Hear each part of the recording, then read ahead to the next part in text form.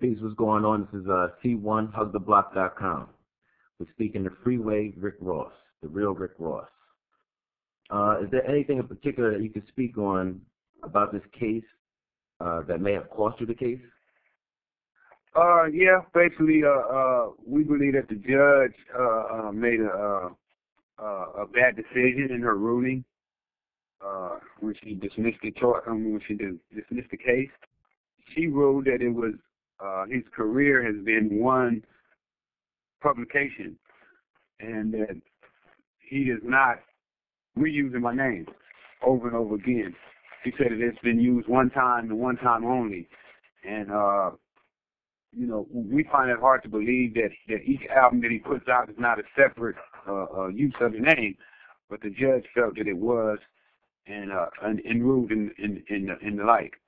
So what I'm trying to do now is regroup and find out if we're gonna refile.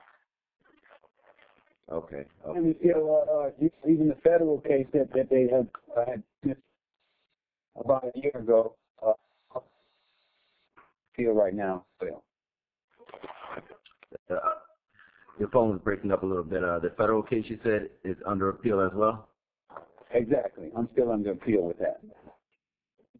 Okay, because yeah, that sounds wild. That to say that to hear that it would only be used, the name is only been used one time. Yeah, we you know, because the law says that every time they republish something using the name, it starts the statute of limitation all over again. So we saying there's no way that if you go inside of a magazine, which in itself is a separate publication, that's not a new publication. We believe that every time that he goes on the radio station, that's a new publication. Every time that he does a show, we believe that that's a new publication. We definitely believe that when he did the documentary of all the drug dealers in Miami, that was a republication of the name. Yeah, I agree. Next question. You were using your name in for entertainment purposes previously, correct? Yes. I started a record label in '93. And that doesn't take precedence? Well, they never ruled on the merits of the case. They never ruled on who, or did I have the ownership, was it my name, or nothing like that there.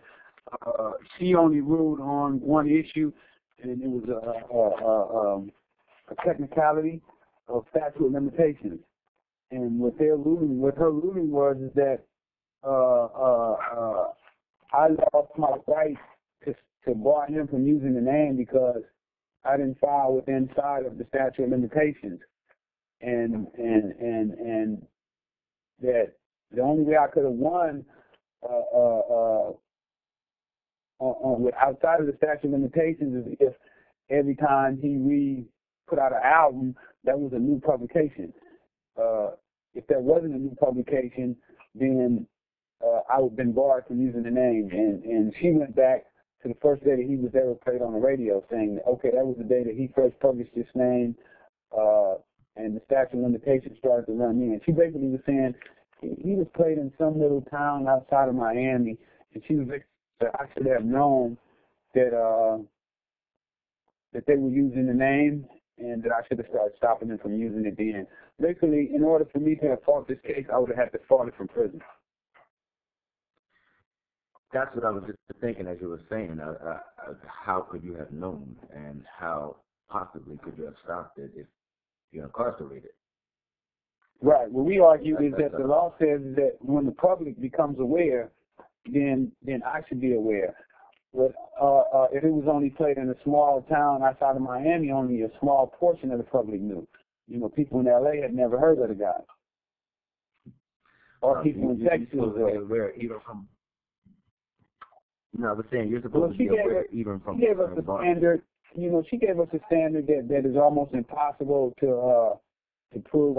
And I believe, you know, that she probably got paid. Because, you know, not only was I suing the rap, I was suing Universal Music Group, which is the one that I really believe is really been causing the black community so much hardship.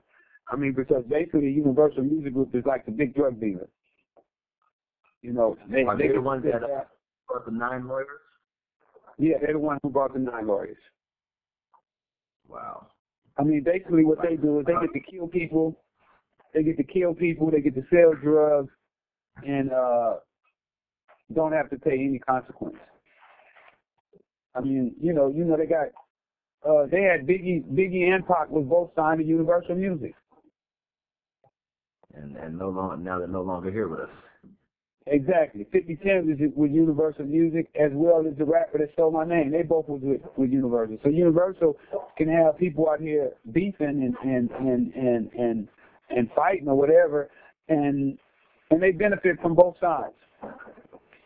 Because at the end of the day, all they care about is selling records, and they don't care what you say on records, or what the consequences from saying what they say on records. Mm-hmm. Mm-hmm. And well, we can see some of that results, or a lot of those results.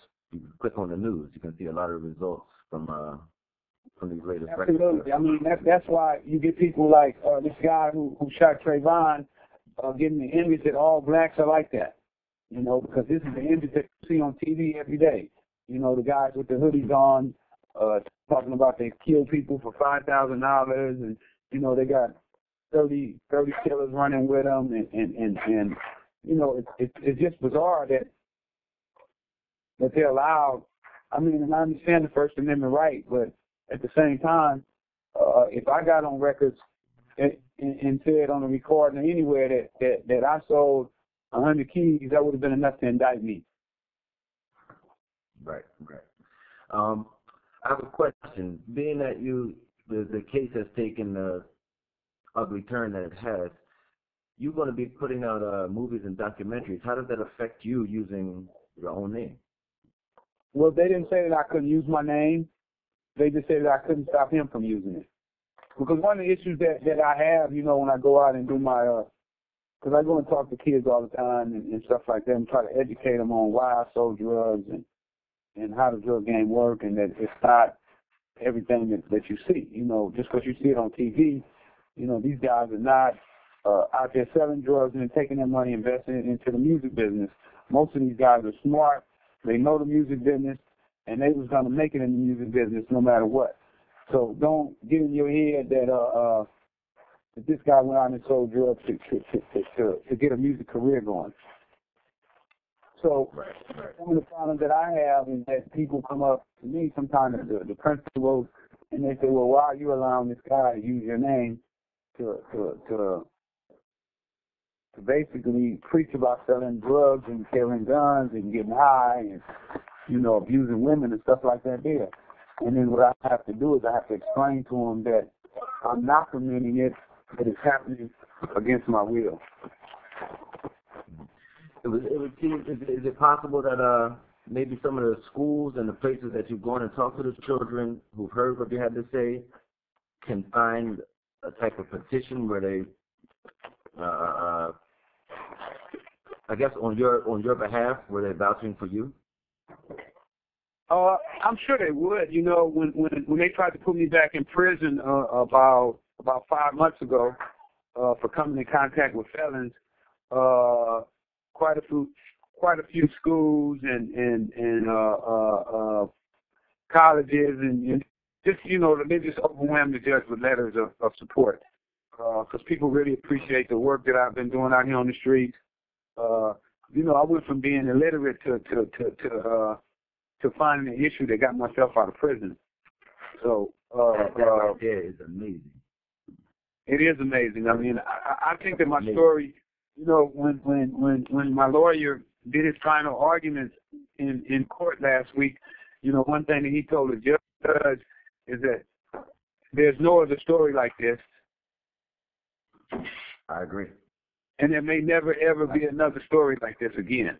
You know, there's never been a story where a person has taken another person's name and used it to this extent.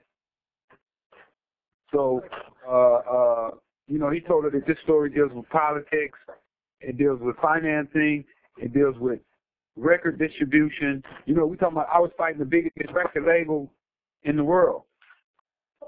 It deals with hip hop. You know, it deals with drugs. I mean, it just crosses all these different intersections, you know what I'm saying, in my life, man. And you know, I'm also working on this documentary called Cracking the System. I've been working on that since I've been home, and it's so interesting as well. So, you know, it's just amazing, man, of all the different things. But I think that my documentary is gonna be one of those documentaries that do like I think the guy named is Michael Moore, because our documentary has that type of capability. Wow, man, we got so many elements in it, and we're trying to put so many things together. We've been trying to get the cops that was tracking me down. We're trying to get the prosecutor that sent me to prison. I mean, we just have so much in here, man, just to draw a real picture. Because I believe, man, our kids are working with half truths. You know, when they got guys like William Roberts, a.k.a. Rick Ross, Jay-Z, and these other guys out here is rapping about selling drugs and how fabulous it is, who's going to combat that the drug business is not fabulous? Who's going to be the one to tell them that it ain't like that? You know, there's hardship, and, you know, there's prison, you know, there's death. You know, a lot of people don't know what it's like to get a call from your friend and he's in the trunk of a car, you know. I mean, man, I experienced a lot of stuff, you know, stuff that I never thought that I would go through, you know. I never thought that I would ever know, you know, having a friend being kidnapped and held for ransom. Yeah, that right there allows you to bring balancement to the game, so to speak, because, you know, on one side, a lot of the images we see are the trumped up images where everything glitters and it's all glitter and gold. So exactly, and that's what trapped me in the game. See, that's how I got caught up. See, nobody ever told me that I was going to go to court and get a life sentence. Nobody never explained that to me. So, you know, and I know that they're not explaining it to these kids out here on the streets as well.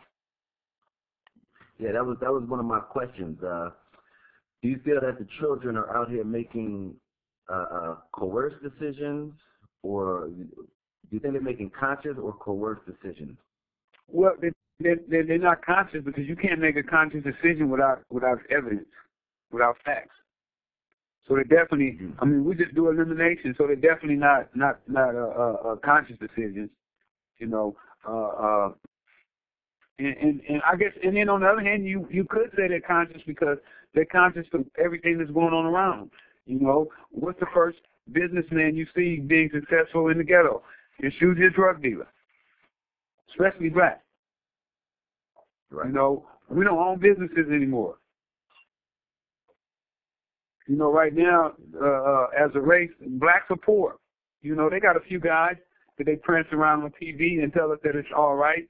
But when you get out here in these streets, you'll see that it's not all right, that our people are really hurting, that nobody is putting businesses in our community, and the people that are putting businesses in our community don't look like us, and they're not hiring us.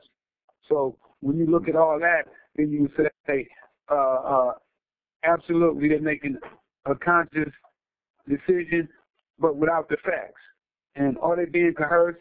I think absolutely they're being coerced, because when you got guys that's constantly, if you turn on the radio right now on one of these pop stations, all you're going to hear is these guys on there talk about how much drugs they sold and how wonderful the drug business is and what it's like to fly overseas and how much gold chains they got on their neck and how big their car is and how much their wheels cost.